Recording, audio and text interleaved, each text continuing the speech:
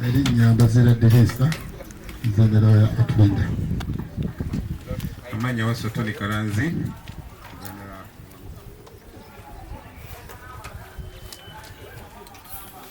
My colleague Tina, Miriam.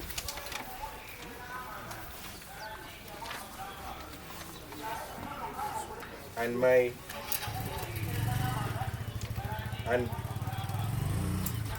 my other colleague Atulinda Majda.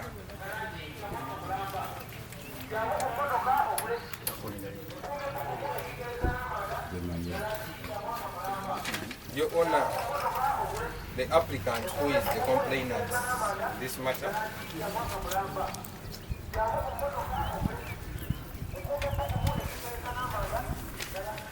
before the tribunal as well. Applicant who is the complainant as well in this matter is before us this tribunal. But then at this juncture, I would like to give my adversary colleagues the opportunity of introducing themselves as well. The applicant is Mai William.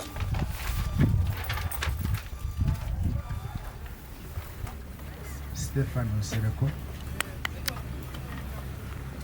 Your Honor, the administrator, Mr. Ursula Francis, is in attendance. May it please Your Honor, my name is Tebesugwa Samuel, TBE. I'm representing the second respondent, Asu Nasala Koret.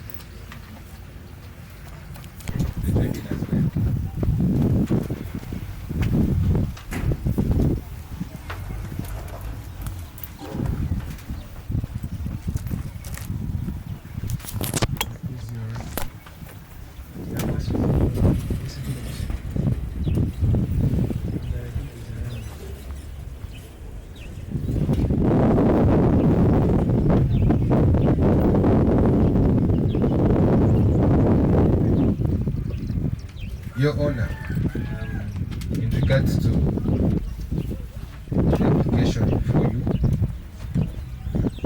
my land colleague Atulinda Majda will address this tribunal on the facts at hand. The administrator has an obligation that this land was formerly part of 306, MRV 306, folio 6.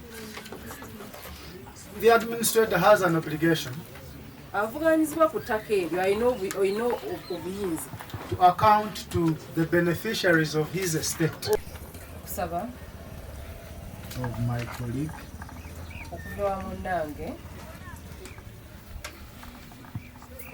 Your Honor, I've also listened to the documents.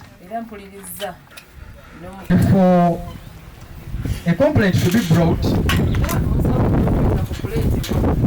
there should be allegations of discrimination or marginalization. Your Honor, marginalization is defined under Section 1 of the Equal Opportunities Commission Act, which means depriving a person or a group of persons of opportunities for living a respectable and responsible life.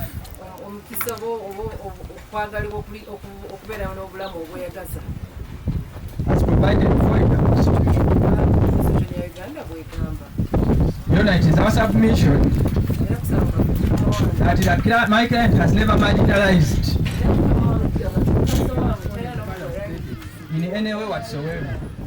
That he is the registered proprietor of land comprised on Kiso block 430 plot 75.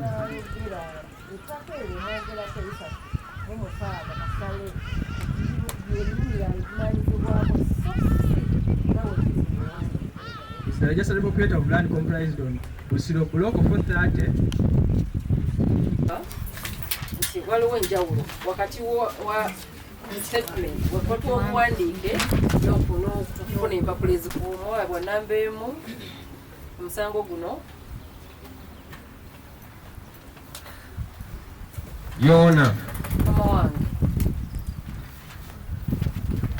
the first respondent asoose has a statement on file alina obuwandiike ku fayiro ye wherein era mu omwo they said first respondent kigambibwa nti clearly came ye yennyini yajja after being served. ng'amaze okufuna ebbaluwa ezo. The statement is talking about the complaint. Yes. Not the statement, but you are saying that you are looking through what is on file, Yes. what he was served with. Because he's complaining that he never got a complaint, Yes. but he has you're talking of a statement. No, I'm talking of a complaint. That was signed, that was served, and they came. Yes, but there is a statement and a complaint. So you have to cross-check whether it is exactly the complaint itself. The complaint itself, you can't check.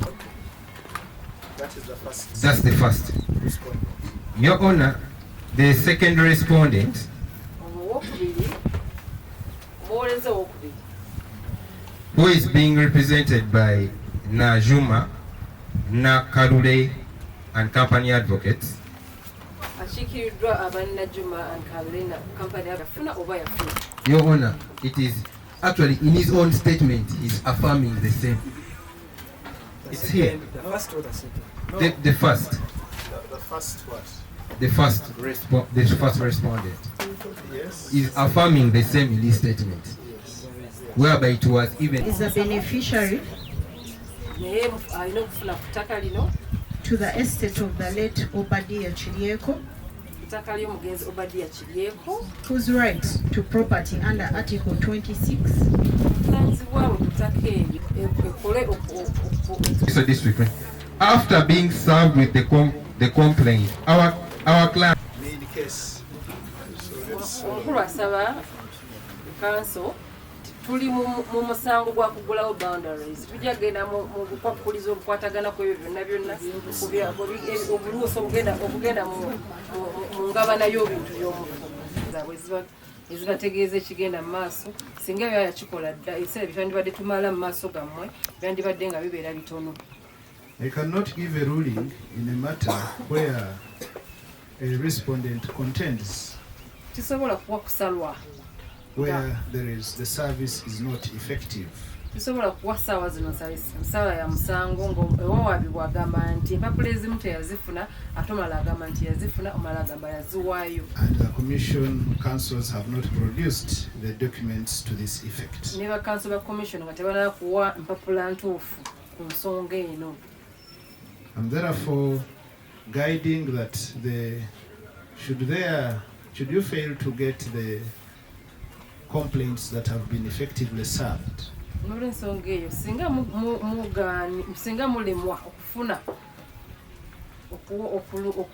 okuwaabwa nga bwe babadde bajja mu maaso nga bannyonnyola, you should go ahead and serve the respondents effectively. mulina okugenda nga muwa abo bennyini be bayogeddeko ebintu empapula zino mu bwangu ddala obw'ekitalo.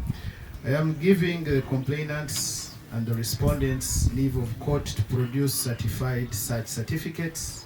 Ngenda kuwa abantu bano bonna empapula basobole okukumyawo empapula nga zikakasiddwa nti ntuufu mu butuufu bwazo basobole ozeetera commission. All the documents from the complainants should be certified by relevant authorities. Empapula zonna zirina okuba nga zikakasiddwa nti ntuufu okuva yonna yonna gye bagamba gye mwazijja zirina okubijja ku fayiro nga zikakasiddwa nga nzijuvu. The respondents' such certificate should be certified and signed by relevant bodies. Nga such certificate mama gyayogerako erina okujja nga nayo bagisayininze okuva gye yagijja. The chairperson, Mr. Kasuja David, is hereby struck off this matter since there is no way and there is no any cause that I have found him to be in direct involvement in this case. Omusango guno chairman w'ekyalo gumuggyiddwako kubanga talina we gumukwatirwako, talina wayogerwako mu nsonga zino zonna, era ensonga ya chairman gumuggyiddwako. He is only seeing what is taking place and also guiding the village in his capacity as a chairperson. Omulimu gwe gwakulabirira kitundu kutwala buvunaanyizibwa bwe nga chairman w'ekyalo. And as he has said, he is only waiting to get the orders of court on who exactly owns which piece of land and where. Era naye alinze kulaba ani ddala nnyini ttaka okusinziira ku nsala nga bw'eneebeera. Before a ruling is made on this application, we shall convene and hear this application again when everyone who might get affected with our orders to be present if the orders are so granted. Mu ngeri endala yonna tugenda kuddamu okutuula nga tumaze okuyitawo bunyini babavunaanyizibwa ku nsonga eno era bwe tugenda okuwa empapula ezibayita basobole okukomamu mu maaso gaffe tutuddemu twekkanya ensonga eno mu butuufu bwayo era mu bujjudde bwayo. Because I am seeing so many houses and so many set-up structures. Era kubanga ndaba ebizimbe bingi, amayumba mangi, abantu ndaba abantu bangi. And you are very few here. Ate nga ndaba muli batini kati wano. And so if we give out any orders today, it would affect the entire village. Etumala tuwa okusalawo kwaffe essaawa ya kaakati ekyalo kino kyonna kiyinza okunyigirizibwa. And the commission is to uphold justice and equity. Ate nga commission omulimu gwayo omukulu kulaba bwenkanya na bwafuna bwenkanya na mazima. And rule of law. N'enkola ennungi ey'etteeka. The acres contested here are about 90 acres. Acres ezogebwako ziringa 9. And from the way I have seen, era okusinziira bwe ndabye ebyogeddwa, most of the land there people living should not worry about anything. Era abantu abali ku ttaka eyo tebalina kweraliikirira. But actually it would help people to know where exactly they are seated and they have their properties. Wabula ate kijja kuyamba buyambi bantu kumanya wawe batudde wonnyininyini gwe ng'omuntu woba oli woba okola ki woba obeera n'abantu bo. However, this cannot be granted now because I cannot give orders to open boundaries when the papers are contested and they are not verified. Wabula ekyo tekisobola kukolebwa ssaawa zino, sisobola kukkiriza kooti kuwa buyinza kugulawo nsalosalo z'amataka kubanga empapula ezaweebwayo tezirina bukakafu, tezirina mikono gizikakasa nti empapula ezigize mu kooti zeezo ezirina okukozesebwa okugulawo boundaries. The properties contested are for different. The properties contested are different, giving different plots. Ettaka eryogerwako lirina blocks za njawulo, lirina ettaka eryogerwako lirina ebyapa bya njawulo. And the second respondent contends that she has 10 acres. Which were leased to Venus, being contested for. They all have different plots of land. So under any circumstances, we are holding on an activity and I'm holding on giving a ruling on the application so that our councils do what they are supposed to do.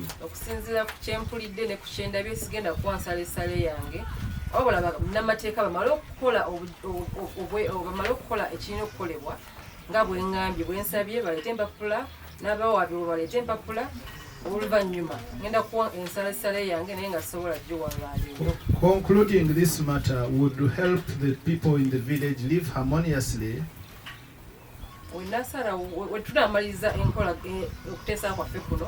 abantu b'ekyalo kino bajja kusobola okubeera obulungi when they know their landlords, bamanyi bane ababatwala banini mataka, they know the right people possibly to buy land from and divide themselves on the titles so that they can own titles. amataka baabwe abakuwa ebyapa byabwe baani ebyapa bagenda bijja ku baani.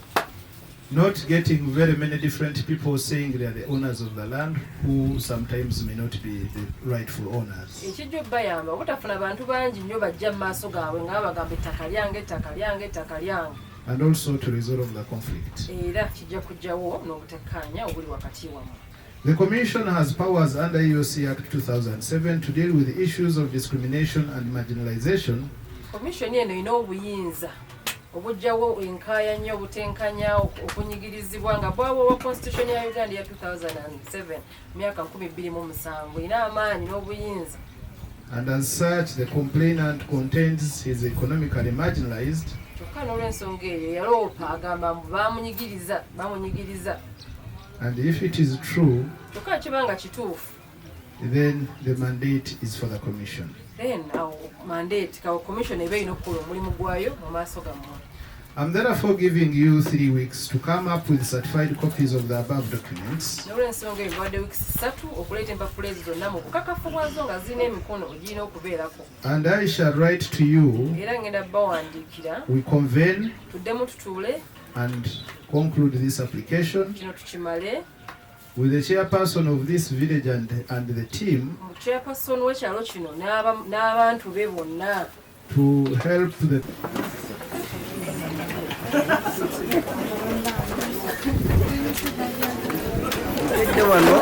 tulidde wano wensomedde nsomedde boys nensomera ku St. Joseph Technical Institute nga ndi muto nkaddiridde kuno nga lwonyidde ettaka lino lya jjajja wa mukyala Nasuuna Obadiya Kiryeku ng'alina omwami Yuliyo yali baabawe era Yuliyo batuguzizza ebibanja kuno nga Malindi ono ng'agamba gye yemu ku banannyini ttaka kuno nga kwali ebbanga eyo lyonna kati jjajja Malindi ono agamba enannyini ttaka kuno alimba